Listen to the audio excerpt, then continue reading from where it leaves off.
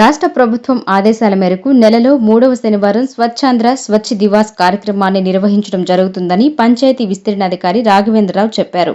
దానిలో భాగంగా శనివారం మండలంలోని ప్రతి గ్రామ పంచాయతీలలో ఈ కార్యక్రమం నిర్వహించి గ్రామ ప్రజలకు స్వచ్ఛతపై అవగాహన కల్పించనున్నట్లు పేర్కొన్నారు.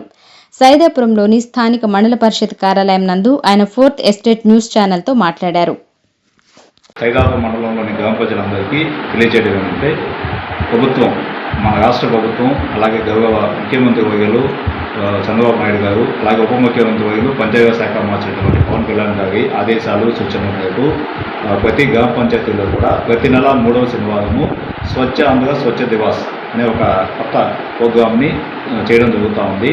అందులో భాగంగానే ఈ నెలకు సంబంధించి రేపు శనివారం మనం ఖచ్చితంగా ప్రతి పంచాయతీలో ఈ యొక్క ప్రోగ్రాం నిర్వహించుకోవాలి.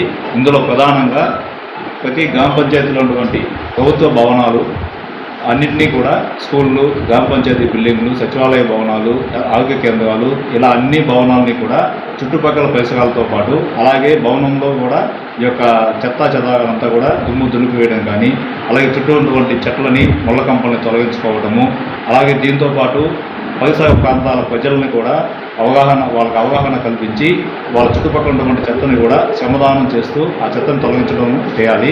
ఇందులో భాగంగా పంచాయతీలో ఉన్నటువంటి గౌరవ సర్పంచులు, అలాగే వార్డు మెంబర్లు, అలాగే ఇతర ప్రజాప్రతినిధులందరూ కూడా స్వచ్ఛందంగా ఈ యొక్క ప్రోగ్రాంలో పాల్గొని దీన్ని జయప్రదం చేయవలసిందిగా కోరుతున్నాను.